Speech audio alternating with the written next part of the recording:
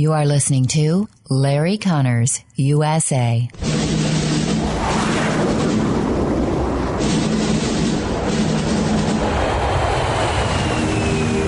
You want answers? I think I'm entitled. You want answers? I want the truth! You can't handle the truth.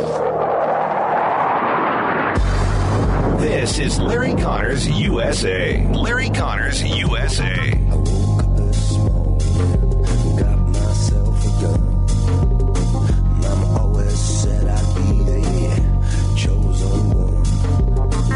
I want to make it clear again, there is absolutely no justification, none, for looting, no justification for violence. Peaceful protest, understandable. And the fact is that, we do know that the anger, pain, and trauma that exists in the black community in that environment is real. It's serious and it's consequential. But it will not justify violence and or looting. Those are the words of President Biden. This is April 13, 2021. President Biden, of course, talking about the most recent incident involving a black man shot by police. That happening in Brooklyn Center, Minnesota, just outside Minneapolis, within about 10 miles of where the trial is underway now, the George Floyd trial against Officer Derek Chauvin. Now, this all happened, of course, over the weekend in the sense that the man was shot. Details still being put together, but a lot of details have come forward, and they pretty well give a picture of what happened. Even the officers on tape admitting a mistake, a tragic mistake.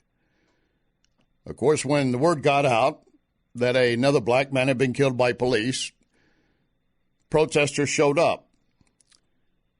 In the beginning, they were mostly peaceful. But then the governor of Minnesota had put in place a 7 p.m. curfew, and they refused to break up Sunday night at 7 o'clock, and that's when, of course, things began to escalate. The police chief ended up using the term riot in front of the reporters yesterday morning. And some of the reporters in the room pushed back, said it was not a riot. It was not a riot. He said, I'm in front of it, bricks, concrete pieces, frozen bottles with liquid in them were being thrown at our officers, and we had one officer sustain injury. He said, at that point, your protest was over. It was a riot, and we ordered you to disperse, and you failed to do so. It wasn't just the reporters that did it in the news conference with the chief. Also that same evening, ABC, NBC, CBS did not call it a riot. They called it, ABC said protest turned violent. NBC said unrest. CBS said violent protest, but they didn't use the word riot. In fact, the only time they did use it was in referring to what police were wearing, riot gear. The debate over use of the word riot is not new, and it's always been something as a reporter in this business for 50-plus years, you're always cautious in using. You do not want to basically throw gasoline onto the fire at that point. It's a word we try to make sure we have justification in using. But what happened the other day and then yesterday again, last night, we've reached again, we're having to follow the new lexicon of the progressives. As we discussed yesterday, their new dictionary that they will define words, and they don't want to consider the word riot is applicable here. We're going to get into that in more detail. Not only the events, but the news coverage, and especially the events of what happened. And by the way, in the last few minutes, the Brooklyn Center, Minnesota Police Chief Tim Gannon did resign just moments ago. The officer Kim Potter, who was the one who fired the single shot that killed Dwan Wright, also has resigned. But, of course, the story is far from over. We have new concerns over vaccine reactions. Some have been halted again, and there's confusion over the need. Do you really need it? And then after you get the vaccine, there's still confusion.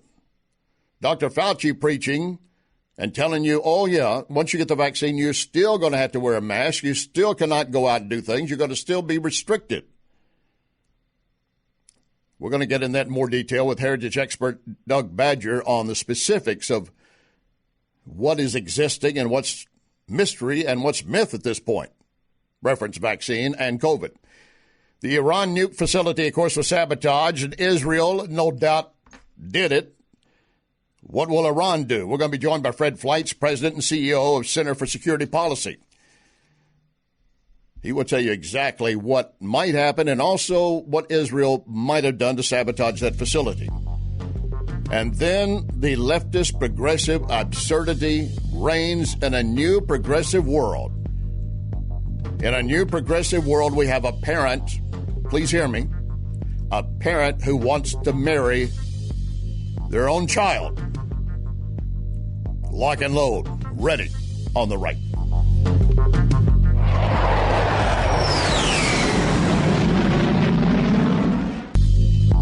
You can hear podcast of this program at Larry Connors USA Facebook. Larry Connors USA Facebook.